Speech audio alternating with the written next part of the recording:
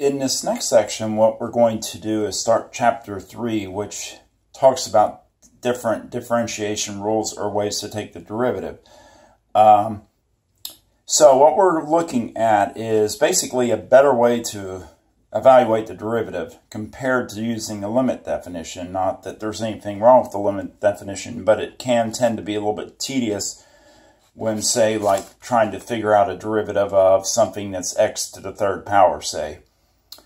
So in this chart, like I said, we're going to try to find, I hate to use the word shortcut, but essentially that's what it's going to turn out to be for doing the limit definition of a derivative. As you can see in this chart, and this is actually, I believe, your third slide of the notes, I have, starting at x to the first power all the way to x to the fifth, I have the derivative written next to it. So the derivative of x is 1. The derivative of x squared is 2x. The derivative of x cubed is 3x squared.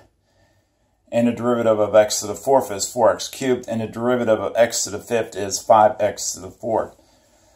These two in particular will be very difficult to do by limit definition. Even if you look at the x cubed example in the notes, it's pretty tedious. But here's the pattern that develops. For example, if we look at, like, say, x cubed,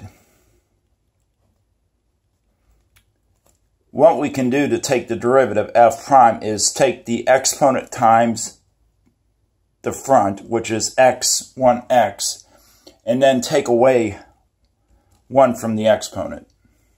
And that will give us 3x squared. So the pattern on all of these is if you take the exponent times the front, which will be x, and if we take away 1, it'll be x is 0, which is 1. In this case, we would go 2 times the front is 2x, and then taking away 1 from the exponent would just be x to the first. And I just did, 3 times the front, take away 1 from the exponent would give you 3x squared. So that is the shortcut, or the alternate way to find a derivative. And this is called the power rule, which makes sense because essentially we are manipulating the power to get the derivative. So let's look at a more formal definition. And this is the power rule. So if we have a function that is in the form cx to the n power, the derivative will be n times c times x to the n minus 1 will be our rule.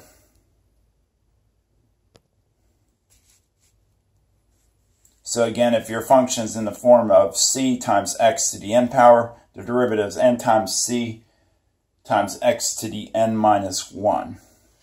So let's do some examples here. I'll leave that, let me get that situated right. Give you a chance to pause or copy, and we'll actually do some examples. So the first example, number 2, is we're going to find the derivative of f of x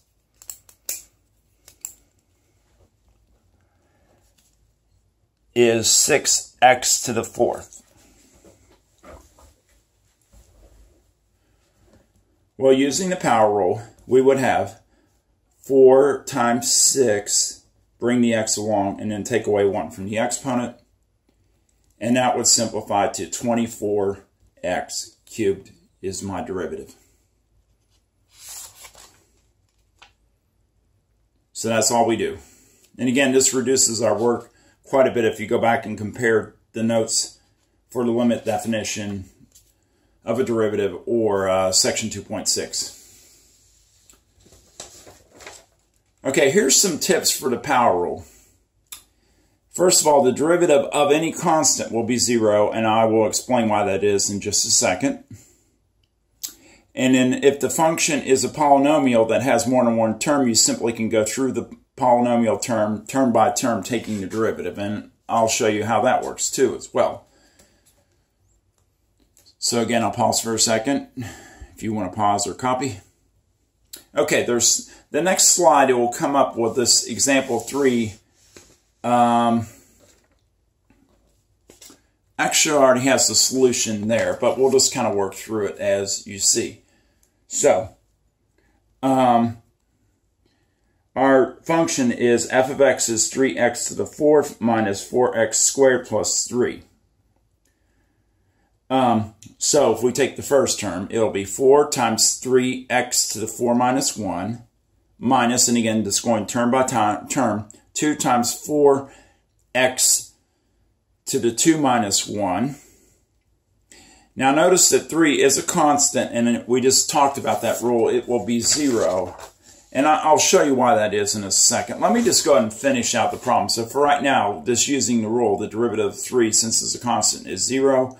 And this will give us 12x cubed minus 8x after we simplify. Now, why is the derivative of 3, say, 0? Well, what I'm going to do is make it 3x to the 0. Remember, 3 can be written as 3 times 1, which would be 3 times x to, we can make that x to the 0. So if we just make 3x to the 0, then if we do, say that is our function, if we do the derivative, watch what happens when we do the power rule. When we take the exponent times the coefficient in front, we get 0, because 0 times 3 is 0. Now this will be x to the negative 1, but that's kind of insignificant because my coefficient is 0. So that means that my derivative will be 0. So basically any constant function can be written as times x to the 0 power, and then by the power rule, that multiplying by 0 will give you 0. But from here on out, anytime, just to make things easier for yourself, anytime you have a constant, its derivative 0. And you can kind of just get in the habit of doing that and memorizing that rule. Okay. So here's kind of a wrap-up that's built into my notes. Let's work each of these. So to wrap up this part of the lesson, try taking the derivatives of these functions. The first one is 2x to the 6th. The next one is g of x is x to the 4th plus 3x cubed plus 6x minus 2. Let's work those first, and then we'll do part C. The derivative of a, though, f of x is 2x to the 6th. Well, let's do the power rule. It would be 6 times 2x to 6 times 2x to the 6 minus 1, which comes out to this 12x to the 5th.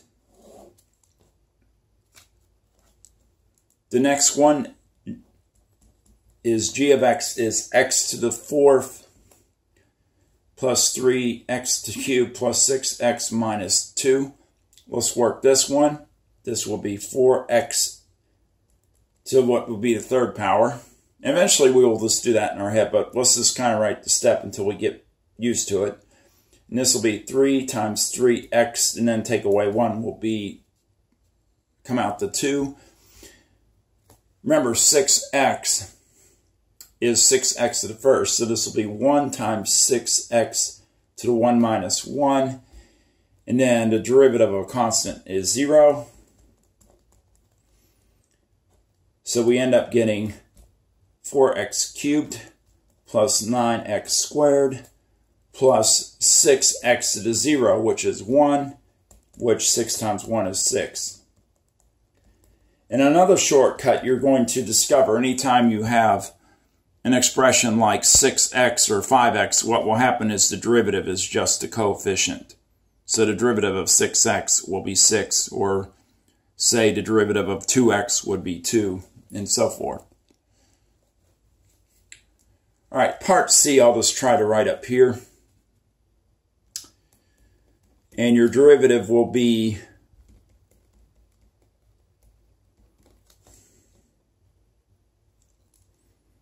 again, I'll make that the 1st power. It will come out to, the derivative will come out to 6x squared minus 8x minus 8, because 1 times 8 is 8x to the 0, which will just be 8.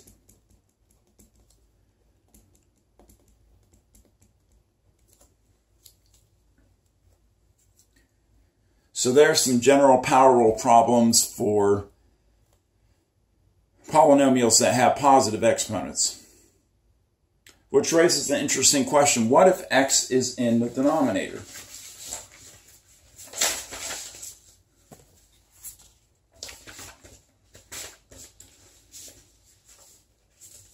And I have an example. Hold on just a second. Okay, there we go. I just mentioned, okay, what if x is in the denominator? So say f of x is 1 over x cubed. Well, we just basically follow our exponent rules in algebra, which recall that 1 over x to the n power can be rewritten as x to the negative n. So we can make 1 over x cubed written as x to the negative 3. And we can just use the power rule, even though the exponent's negative. So my derivative would be negative 3, that's understood to be 1, times 1x to the negative 3, and we're going to subtract 1 from negative 3, which gives us negative 4. So it's negative 3x to the negative 4, which I can switch back to a positive exponent by making x to the negative 4 1 over x to the 4. And since that's over 1, negative 3 is over 1, this will be negative 3 over x to the 4th. So there is an example of what do we do if x is in the denominator. You can just make it negative and use the power rule. I have another example after this if you want to go back and work it. There's some in the book as well. Let's talk to wrap up the unit on the power rule. Let's talk about radical expressions. So what if we have a square root or say like a cube root? And so the question is, how do you take the derivative? So in this example, it's 3 times the square root of x. Well, again, you follow your algebra rules for exponents, which recall the square root of x is x to the 1/2 power, and then you just follow the power rule. So this would be 1/2, the exponent's 1/2, so 1/2 times 3, x to the 1/2 minus 1. That gives us a little bit of mess. We can clean it up. 1/2 times 3 would just be 3 over 2. X, and then taking 1/2 minus 1 is x to the negative 1/2. And again, I'm going to get that back to a positive exponent. So recall that before it just goes down below. Because remember, x to the negative 1/2 is just 1 over x to the 1/2. So that would put it in the bottom where the 2 is. And we can switch that back to a square root form.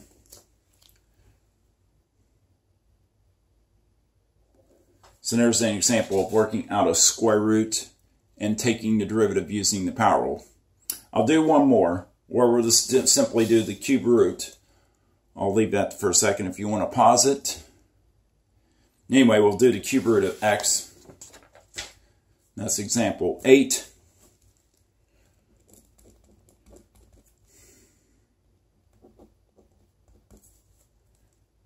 Well, if we learn our, using your algebra rules, that's x to the 1/3 power, the cube root of x. So let's see what happens when we apply the power rule. And again, that's 1 in front. It would be 1/3 times 1x to the 1/3 minus 1. If we simplify that, that's going to be 1/3 x to the negative 2/3. Which maybe I'll put that step in here. I didn't do it last time, but this again is 1 over x to the 2/3 power if we break down the negative exponent correctly.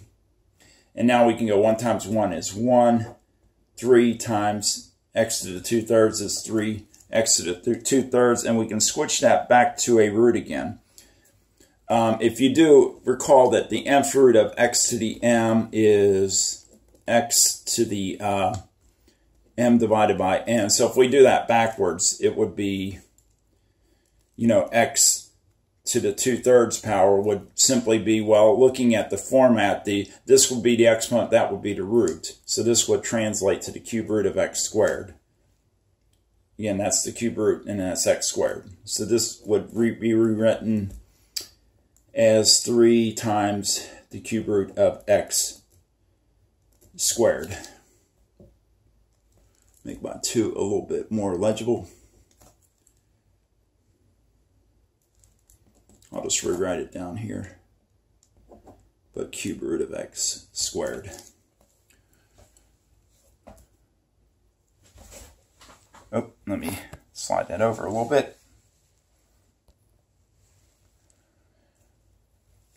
Okay, that kind of summarizes the power rule. I may put another video out. We'll see, but that basically covers the general power rule and how it operates, and how to use it in situations where you get a negative exponent and situations where you get a fractional exponent like a cube root or a square root or fourth root or whatever. So the next unit will be on the product rule and the quotient rule. Continue to work your book problems and web assignment questions, and I will put more videos up on YouTube if they help going through the notes. Until next time, we'll cover section 3 too.